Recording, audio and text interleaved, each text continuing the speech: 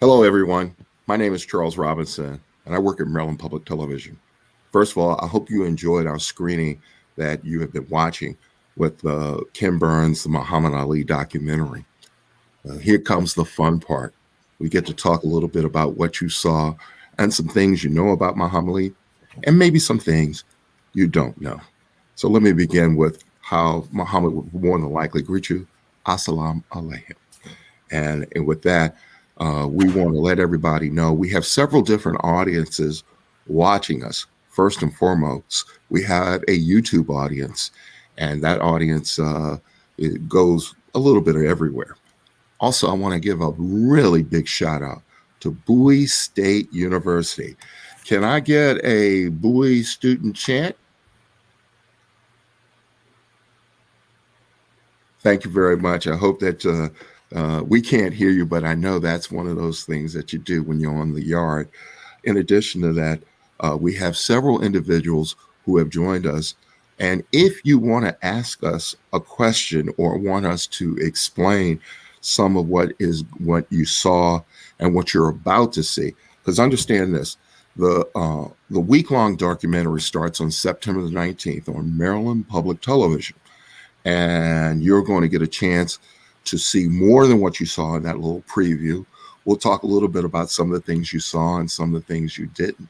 And I hope that at that point, this might spark an interest in you to go and look up some things. So before we get started, let me introduce my guest here. The first is Dr. Tony Gass, and he is an expert on 20th century African American history with a focus on civil rights. And then, of course, we have Clyde Doherty. Is that correct, Clyde Doherty? Dowdy. Dowdy, sorry about that. He's the vice president for athletics and recreation at Bowie State University. Understand this, that we have been doing a series of HBCU specials for the last week, and this is one of the last events in that series. I hope you have been watching and enjoying it, and you can obviously go back on YouTube and see many of this. First of all, we're going to ask some questions of our experts here, but don't forget that you too can join this conversation. All you've got to do is put your questions in the comments section, and someone will send them to me and I will read them out loud. Fortunately, we're not going to be able to take you live because of the way the system is working. So first of all, let me go to our first guest, Dr. Gass. How was it that Ali was able to rationalize participating in such a violent sport for so long when Islam's teachings oppose violence? That's one of the contradictions. That's one of the contradictions of a Muhammad Ali and most of us. When we say one thing and we sometimes do the exact opposite. And it should also be known that, of course, Muhammad Ali grew up as a Christian. Both his parents were Christians. So he adopted Islam not too long before his professional career. And he had some dealings with the Nation of Islam, which he eventually joined in secret before his, of course, title fight with Sonny Liston. And then, of course, that he publicly proclaimed to be a follower of the Nation of Islam. But again, it's one of those things where Ali, that's his profession. That is something he had been doing since he was 12 years old. He obviously, of course, was great at it. It showed off his skills. It helped to build his confidence. It, of course, gave him his fame and his fortune. It also allowed him to live a comfortable lifestyle. But of course, Islam also, the very name of the religion itself is peace, a religion of peace. And so that was something that, Ali sometimes had to reconcile, that the sport that he was so much a part of contradicted his religion. It was one of the things that also was brought up by Nation of Islam leader Elijah Muhammad, that, you're focusing too much on the sport and entertainment and not being religious person. So that was something that Ali also had to grapple with. But I think that someone like Ali was able to reconcile the two as much as he possibly could. But of course, we know that once he retired, then that's when he fully immersed himself in spreading the religion. And that's when he also became a Sunni Muslim, more so than a member of the Nation of Islam. But again, it's one of those contradictions that we sometimes have to war with. Clyde, I want to go to you with this question, and we are getting some more questions. And if you'd like to add to that list, just go right ahead and put it in the chat. Clyde, he went from a United States figure to an international figure when he won the Olympics in Rome. Talk about that idea that your world is expanded when you win an international event. Well, first and foremost, Charles, thank you very much. Ali's mystique was that he was an outspoken warrior, first and foremost. And he spoke to a lot of folks in Black neighborhoods. And going to the Olympics and winning that, and his brashness is something that you hear on street corners across the nation. And it related to all of us that someone can stand up in front of a time doing civil rights and speak to how great he was and the things he always backed up everything he said. Now, as you get older, you understand that there was a certain mind game that Ali played with all of us. Although he came across in a humoristic way, he was very smart in how he dealt with it. He understood people on both sides, across the pond, here in America and internationally. And they related to him because, one, he had athletic ability. That was the carrot. I mean, you can't just talk about things and not be able to back them up. He spoke to things that was endearing to people. The Vietnam War. Dr. Goss just talked about his importance in his religious beliefs. All of those things people used to say, oh, they were not something that was of importance or relevance, but he was able to extend that and he stuck to it and committed to it. So a lot of folks who say a lot of things aren't committed to it. And we live in a society now that people are talking a lot, but aren't really committed to who they are, what they say they are. But he was committed to that. So I feel coming out of the Olympics, coming out of this, the things he went through with taking away his title, not allowing him to box, and he never saw him waver from his commitment. So I think some of the things that made him who he is and what he is and the relevant figure that he is, the iconic figure that he is. I want to talk about some of there. This is not the first film about Muhammad Ali. In fact, we just did a list of films that focused on Muhammad Ali. Let me begin with the first one, Muhammad Ali, the Greatest. He starred as himself in that one, and I thought that was interesting. That gives us the song The Greatest, which was originally performed by George Benson, but most of our audience probably knows it as the song that Whitney Houston made famous. The next one is Ali, starring Will Smith. This was the thriller. No, which one was this? This was the, help me out here, fellas. This was the one in Africa where he fought George Foreman and how he was able to come back after that layoff. Then, of course, probably the most popular film of this current period that features an Ali character is One Night in Miami. This is a fictionalized, if you will, meeting between Muhammad Ali, Malcolm X, and Jim Brown and Sam Cooke in a hotel room following a Ali fight. It is both poignant in how it kind of creates the Muhammad. He is still known as Cassius Clay and is considering changes his name to Muhammad Ali. Another one I want to point to is this new movie that is, well, it's a documentary that's on Netflix. It's called Malcolm and Ali, Blood Brothers, and that one is good. The last two things is I want to talk about some photographs. So the one that I think most people are aware of, especially our young audience, there is a famous photograph of Muhammad Ali standing over Sonny Liston, who is down on the mat. And Clyde, why don't you tell the audience what he said to him? I can't. Dr. Gass, you got to help me out with that because I know it's 1 second first round. What did he say again? It was, of course, it was the first round. The first round, and again, you got the brash newcomer, the Louisville Lip. A lot of people don't know that was one of his nicknames when he first came out, the Louisville Lip. And you got this brash kid who was proclaiming, and people have to understand, Sonny Liston was the heavyweight champion of the world, and Sonny Liston was feared. Mm-hmm. Sonny Liston was a heavy puncher. He had beaten everybody that had come before him. Sonny, there was rumors that Sonny, was connected with the mob and things of that nature. And, he was a big burly guy. And okay, guys, y'all skirting around the issue. He made Sonny Liston say his name, and that's what he's standing over top of and said, "Say my name." Okay.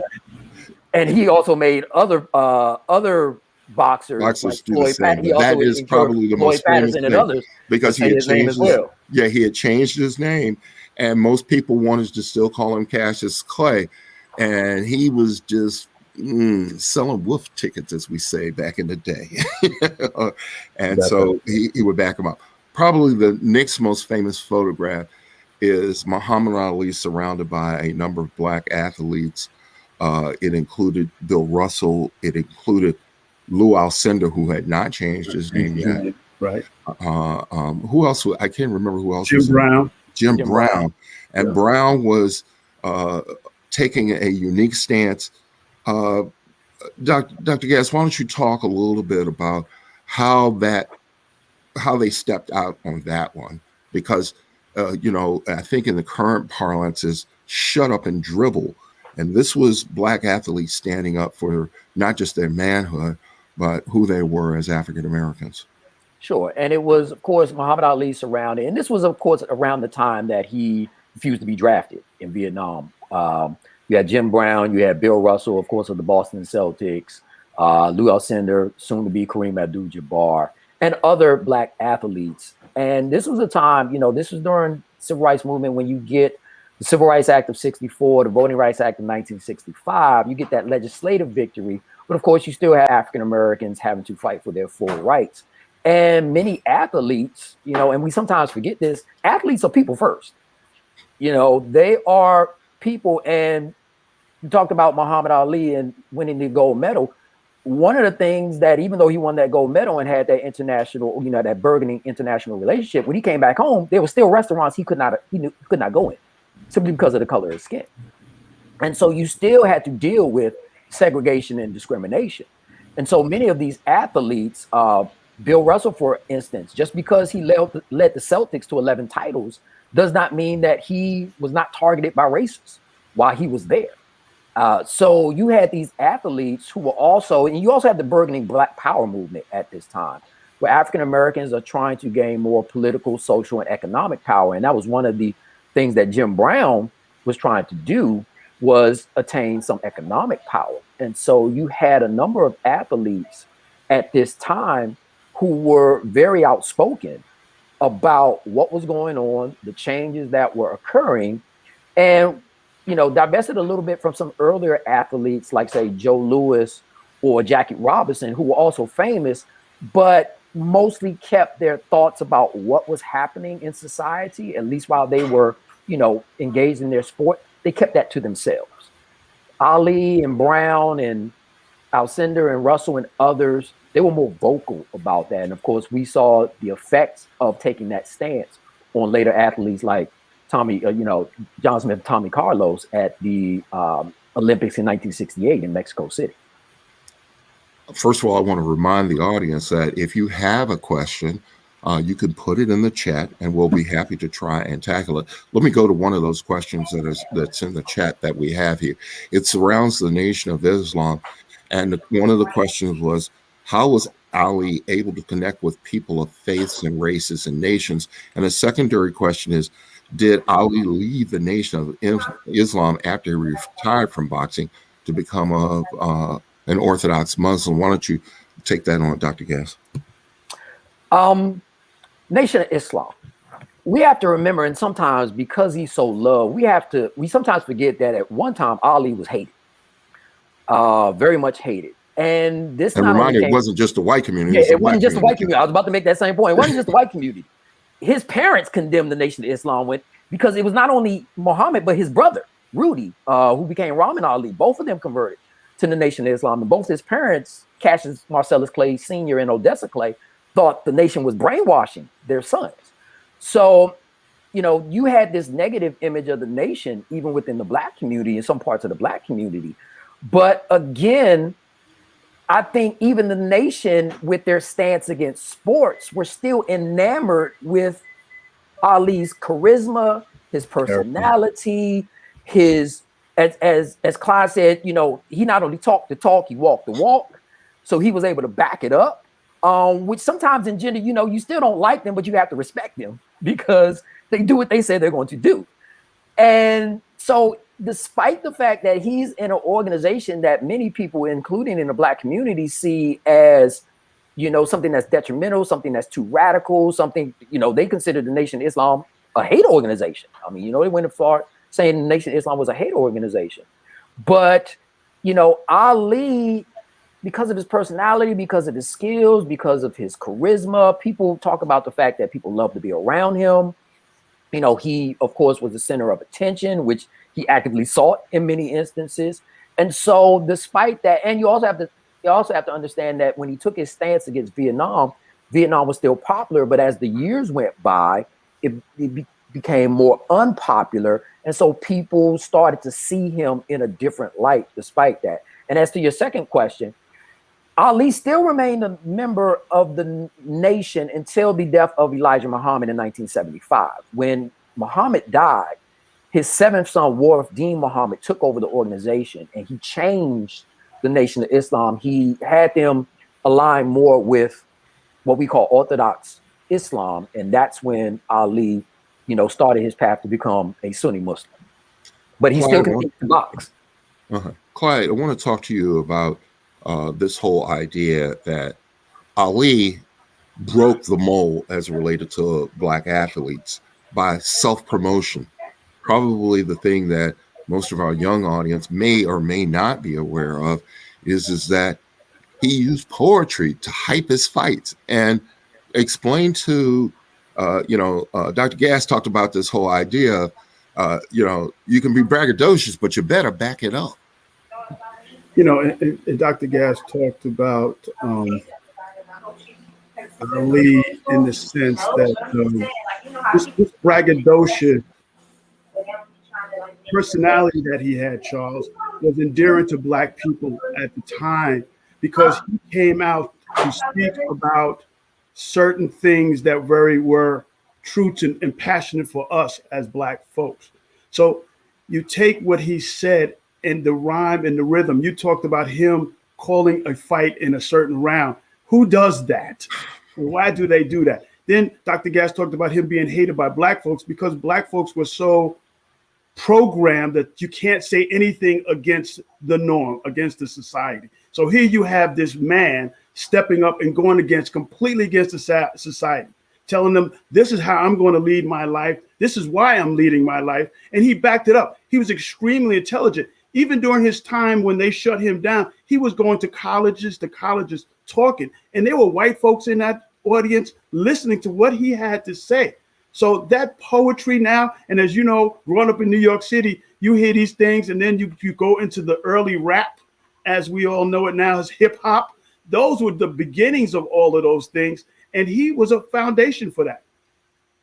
I just want to remind everybody that famous line, float like a butterfly, sting like a bee. One of the things from our questions from online is, how has media, specifically sports media, changed the way audience perceive athletes? And did Ali encounter any double standards as a Black athlete? Dr. Gass, you want to try that one? Ooh. Well, of course, you had less media outlets during that time. You mostly relied on newspapers and television. You had nothing like social media is today, where you have all these avenues and channels to dig deep into athletes' lives. You know, you're not just focused now on their sport and how well they do. You're now into their private lives and things of that nature. So Ali again specifically allow people a window into his life more so than other athletes at that time. And like I said, you could see it as, you could see it as a virtue, you could see it as a flaw, but Ali craved attention. You know, he would actively, stand out and see if people recognize him. He would once bragged, I can walk down the street and before, I get to the end of the block, I've got the attention of a lot of folks. And he would have, newspaper reporters, he would have TV guys hanging around him all the time, taking down his every word, his every inflection, his every mood, or whatever the case may be. And again, Ali sanctioned a lot of that more so than, which made, of course, him different from a lot of athletes during that particular time. So that's how we, have come to really know and understand Ali as we do. But as a double standard, one of the things that people did focus on, particularly when he was, appealing, because he was convicted of draft evasion. A lot of people don't know that he was actually convicted, which of course engendered him having his title taken away and being banned from the sport. And some people, as the war became less popular, some people wondered, despite the fact that he was an athlete, is he getting too much attention, or are they trying to clamp down on him too much simply because of who he was and how famous he was and the stance that he took? So that was one of the double standards that people would emphasize is would Ali get so much attention, and would he be put through these trials and tribulations if he was not a famous Black athlete like he was? What about you, Clyde? Yeah, and Tony, I would add to that, and thank you, Chuck. Would you say, Tony, that he understood the power of the media early before this became all these outlets, and he would use it to his attention? And if you look at the film, and there's a portion of it where his daughter says he craved that attention just as much as they craved him. Yeah. So it just allowed him to be, his personality to come out even stronger when he was around all of this. And then you see the connections he made, the poetry that he developed, the time he spent with Howard Cosell. They kind of cornered the market. And so the media craved Muhammad Ali, and he understood that from an early age. I can tell you this, gentlemen, growing up and being a fan of the champ, if you will, I found myself constantly going to a global map trying to find out where he was fighting. This was somewhat by design through his relationship with Don King. I can tell you, I had no idea where Zaire was. Okay.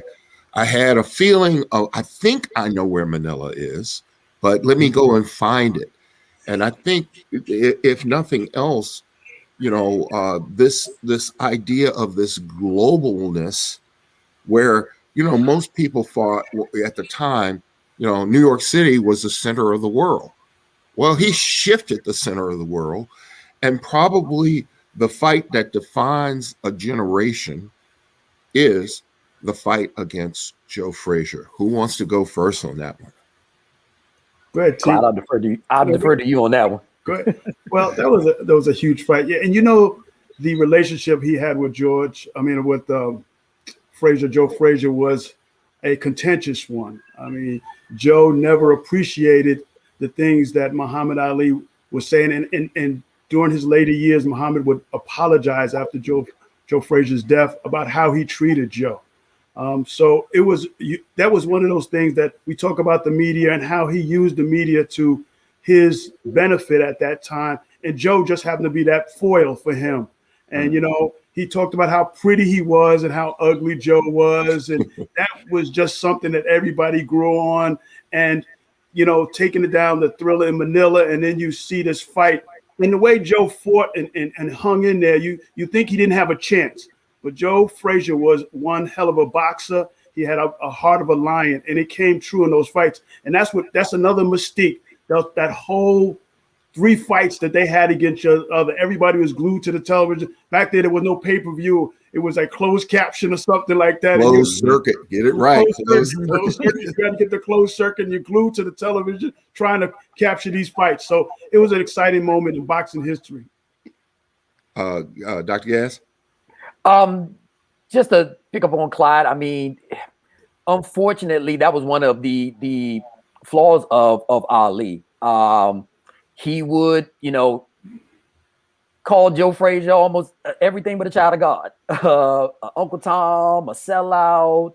Unfortunately, he fell into the trap of colorism. That even though he wasn't light-skinned, he was lighter than Joe and Sonny Liston, but he always referred to them as ugly. In fact, what did he say? That famous, "Come on, gorilla, we in Manila." And he started punching, that, which of course hurt Joe Frazier deeply.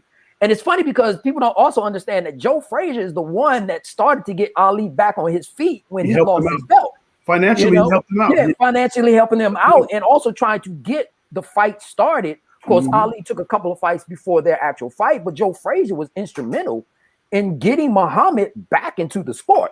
So, of course, Frazier also saw that as a betrayal. It's like, how can you do that to me when I'm the one that's, helping you out, helping you get back on your feet, so to speak. So Frazier would say during that first fight, and I know Clyde knows it, he wanted to kill Ali. He wanted to kill him, literally. So, and both of them, that was the most brutal fight I think either of them had been. I mean, both of them had to go to the hospital.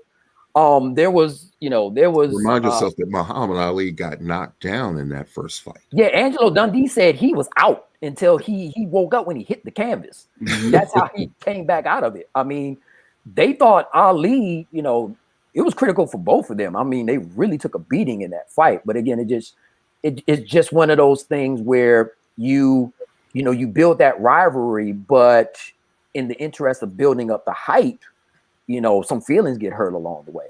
And let me also suggest that this was a specific dividing line, not just for blacks and whites, but for black folks internally. I jokingly said that the ladies who worship on Sundays were not fans of Muhammad Ali. And they let you know that. They were more so fans of Joe Frazier. And there was an adoring white constituency and some black folks who were adoring of Joe Frazier because he fought out of Philadelphia. And if you were a Philadelphian, you were like, I don't know what that guy's doing, but he is not the heavyweight champion of the world. And for my age group, that dividing line is that, in that there's a song called "Say It Loud, I'm Black and I'm Proud" by James Brown. This fight kind of defined that. And, it shapes a lot of people's lives. And there was no gray line. It was stark. You either with him or you're against him. Let me go back to some of the other questions that we have here in the chat. And once again, I just want to remind you, if you want to ask a question, just put it in the chat and they'll get that to me and we'll try and put it up. There's a question here. Were his children ever resentful of boxing for what it did to their father? Do you know anything about that, Dr. Gass? That's a complex question. And I will say that, and this is known, in the beginning, in his early years, Muhammad wasn't the most attentive husband and father, unfortunately. And particularly now he was married 4 times. He had no children with his first wife, Sonia, but he did have 4 with his second wife, Belinda, who became Khalila Ali. And it's no secret, Muhammad was an adulterer. He, numerous infidelities, that's the reason his second and third wife, Veronica, divorced him because of that. And at that time, again, as a member of the Nation of Islam, the Nation of Islam had a very conservative view of women. They took care of the home. They took care of the children. The man was the breadwinner. He was the one that went out. There was a certain way that you had to dress, which again was the reason why he divorced his first wife, Sonia, because she would not conform to those particular rules. full length dress, not show any parts of your body, things of that nature, not wear makeup. And so Ali believed in that, at least at the beginning. And, he was, again, having his first children, also in the midst of trying to get back in the business, he concentrated more on getting himself back financially, getting back professionally. And so in some instance, like most famous people, something's, when you're trying to advance your career, something's going to be neglected, whether, no matter how hard you try. So that was one of the things that would suffer. Now, his relationship, of course, with his children will be better, toward the end of his career.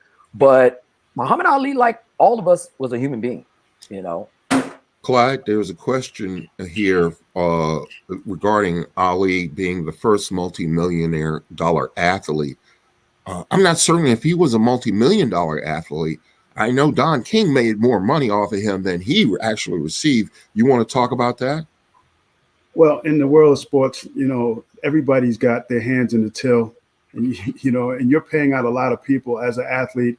You got your camp that you have to take care of. He made his money, but you're right. There are more people making more money. As far as him being the first multi-million-dollar athlete, I don't think that was true. I think he made a lot of money for a lot of people, Charles, and he continued to do that throughout his career. He made his money. Based upon what Tony just said about all of his infidelities and his wives and things, I think he had a lot of expenses at the same time. So, and he lived a very lavish life. I remember meeting Muhammad Ali in Los Angeles, and my basketball team was out there as a young college student. He came by in his car and he stopped and got out of his car and started talking to him. Very charismatic, but he was in a big Rolls Royce. And I know that cost a pretty penny too. So, he was who he was. And like Tony said, he was a human being. He enjoyed life at the time. He came to a point in his life where he understood that some of the things he did weren't very good, and how he treated people, especially women at the time. But I think he was very close to his children. And I think as they got older and he got older, they created a bond and understood who he was as a human being. Gentlemen, I want to get out here on this. First and foremost, I happened to be working in West Palm Beach when he had his last fight, and it was not pretty.